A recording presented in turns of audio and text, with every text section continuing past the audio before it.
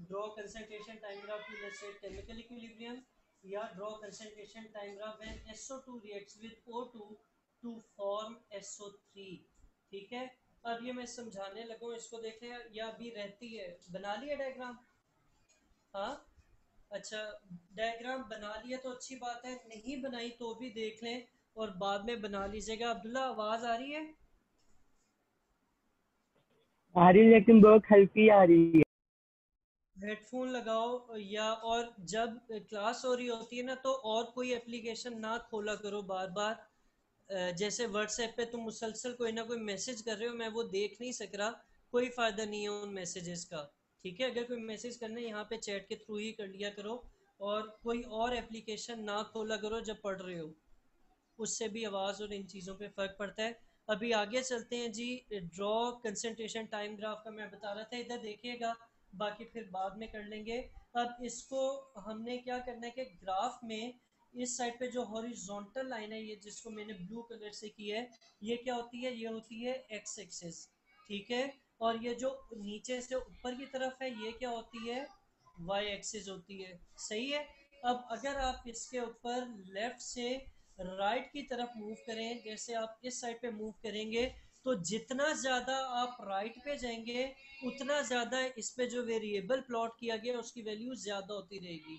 सही है, यानी अगर आप यहाँ पर वैल्यू लेते हैं तो यहाँ पर टाइम ज़्यादा है और यहाँ पर लेफ्ट साइड पे टाइम क्या है? कम है। सही है। अच्छा, फिर अगर आप वाई एक्सिस की बात करते हैं तो वाई एक्सिस में इस जगह पर जो नीचे वैल्यू है, यहाँ पर उस कंसंट्रेशन कम है, और अगर ये ऊपर की तरफ जाएगी तो कंसंट्रेशन क्या होगी? ज़्यादा होगी। सही है। अच्छा, अब आते हैं वापस, मैं आपको बता रहा था कि ये ग्राफ किस तरीके से आपने रीड करना है। अब ग्राफ को जब आप अभी देखेंगे, मैं थोड़ा एक्सप्लेन करूंगा, यहाँ पे वर्डिंग लिखी हुई भी है वो भी बताऊंगा, तो उसमें आपको बताया जाएगा कि इनिशियली क्या हो रहा है। ठीक है, इनिशियली का क्या मतलब है? शुरू में, या जब रिएक्शन शुरू किया गया उस वक्त क्या हो रहा है। और फिर बात के क्या आएगी? फिर बाद में आएगी कि जैसे जैसे टाइम आगे जाता रहा, यानी आप इधर से चल के राइट साइड पर मूव करते रहे, तो किस चीज़ की वैल्यू कम होती रही और किस चीज़ की वैल्यू क्या होती रही? ज़्यादा होती रही। और फाइनली फिर हम बता देंगे कि जैसे आप इस साइड पर आएंगे ना, इस लाइन से आगे, ये जो मैंने अभी एक ड्रॉ की है, इससे आगे आएंगे तो देखेंगे कि ये वाली लाइन भी सीधी हो रही है, ग्रीन वाली लाइन भी सीधी हो रही है, और ये जो रेड या ऑरेंज है ये भी क्या हो रही है? सीधी हो रही है, उसके अंदर कोई वेरिएशन नहीं नजर आ रही। तो हम फिर ये बताएंगे कि ये सीधी हो रही है तो इसका क्या मतलब है और ये क्यों हो रही है। सही है। तो अब हम देख लेते हैं, शुरू में अगर आप देखते हैं तो ये ग्रीन वाली लाइन क्या शो कर रही है? ग्रीन वाली लाइन है जी SO2 की, SO2 की। सही है। अच्छा, ऑरेंज वाली लाइन किस चीज की है अब्दुल्ला, या रेड वाली? O2 और की। तू सही, गुड। और तीसरी वाली येलो वाली किस चीज की है? वो है SO3 की। ऐसे सही है।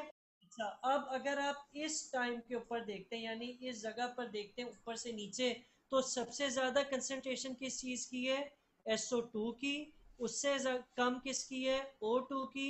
और SO3 मौजूद नहीं है। यानी जब आपने इन दोनों चीजों को कंटेनर में डाला तो SO2 भी मौजूद था, O2 भी मौजूद था, लेकिन SO3 मौजूद नहीं था।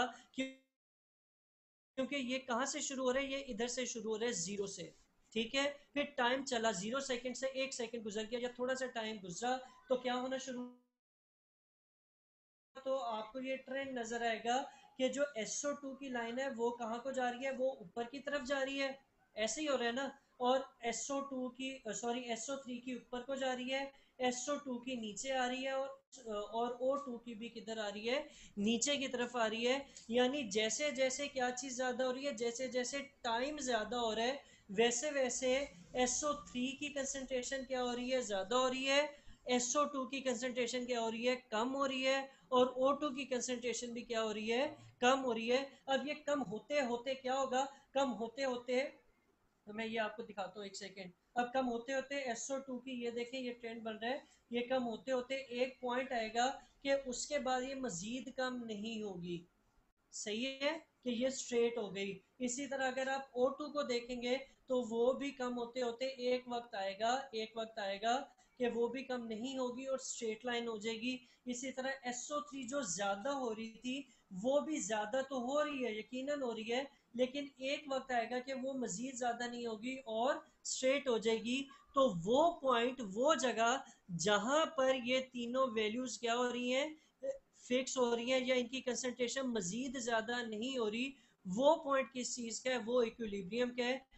और ये जो कंसंट्रेशन जो अभी से मिल गई है जो चेंज नहीं होगी, उसको हम क्या कहेंगे, उनको हम कहेंगे इक्विलिब्रियम कंसंट्रेशंस।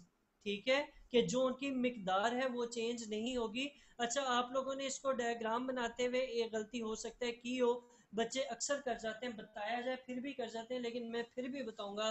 वो क्या है, वो ये है कि जब ये स्ट्रेट होंगी ना, ये देखें, ये जहाँ मैंने ग्रीन लाइन ड्रॉ की है, जब ये स्ट्रेट होंगी तो तीनों एक ही वक्त स्ट्रेट होना शुरू होंगी। सही है, ये नहीं होगा कि एक नीचे से स्ट्रेट होगी, दूसरी आगे जाके हो रही है, तीसरी जो है वो ऊपर से ही होगी। तो ये आपने इस चीज का ख्याल रखना है। और बेसिकली ये जो ग्रीन लाइन मैंने ड्रॉ की है, ये आपकी क्या है, ये इक्विलिब्रियम पॉइंट है, कि यहां से आगे इक्विलिब्रियम इस्टेब्लिश होगा। सही है, सही है। अच्छा, अच्छा, अब इसको देख लेते हैं। Initially there is no SO3, so the rate of reverse reaction is zero, क्योंकि शुरू में SO3 है ही नहीं, तो प्रोडक्ट जो है वो रिएक्टेंट नहीं बनेगी। हम उसको क्या कहते हैं कि रिवर्स रिएक्शन क्या है, जीरो है। फिर उससे आगे चले तो वो कहते हैं the rate of our reaction is highest due to high concentration of reactants. लेकिन जो आपके फॉरवर्ड रिएक्शन है वो बहुत तेजी से होगा। रेट का मतलब क्या है कि कितने टाइम में कितना चीज आप अचीव कर रहे हैं, पर यूनिट टाइम को कहते हैं रेट।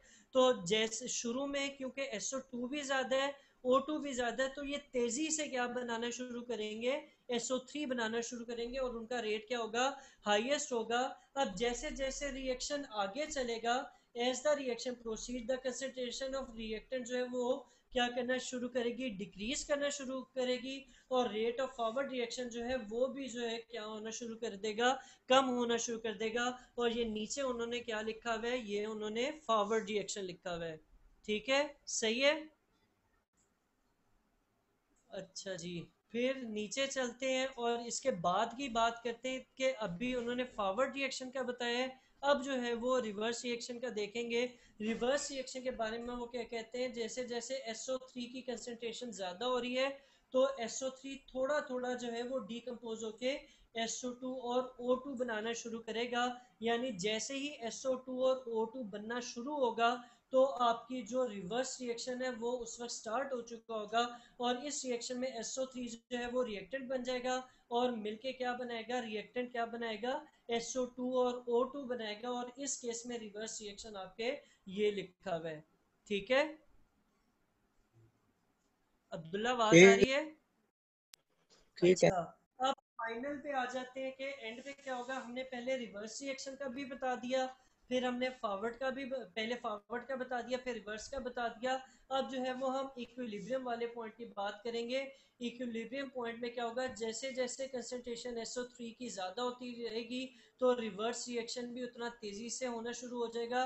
और एक वक्त आएगा कि जितना फॉरवर्ड रिएक्शन हो रहा है उतना ही रिवर्स रिएक्शन भी होगा। यानी जितनी SO2 मिलके SO3 बना रहे हैं, यानी फर्ज करते हैं कि SO2 और O2 मिलके 5 किलो क्या बनाते हैं, SO3 बनाते हैं। उनमें से जो आपके SO3 जो टूट के वापस SO2 और O2 बनी है वो भी अगर 5 किलो हो जाएगी, तो आपकी कंसंट्रेशन चेंज नहीं होगी। यानी जितना प्लस होगा उतना ही माइनस होगा। तो जो आपको प्रोपोर्शन मिल चुकी है, जो उसकी क्वांटिटी मिल चुकी है, उसके ऊपर कोई फर्क नहीं पड़ेगा। और जब ये पॉइंट आप रीच करेंगे, आप कहेंगे कि आपका रिएक्शन कहाँ पहुंच गया है, केमिकल इक्विलिब्रियम पे पहुंच गया है। अब इसके ऊपर SO3 डिकम्पोज होकर SO2 उतनी ही तेजी से बनाती है जितनी तेजी से SO3 क्या बना रही होती है, SO2 और O2 बना रही होती है। और इस स्टेज के ऊपर हम कहते हैं कि आपका इक्विलिब्रियम रीच हो गया है, या आप इक्विलिब्रियम पर पहुंच गए हैं। ठीक है, ठीक है। अब ये तीनों पैराग्राफ भी उसके नीचे लिख लें, फिर मैं आप लोगों को केमिकल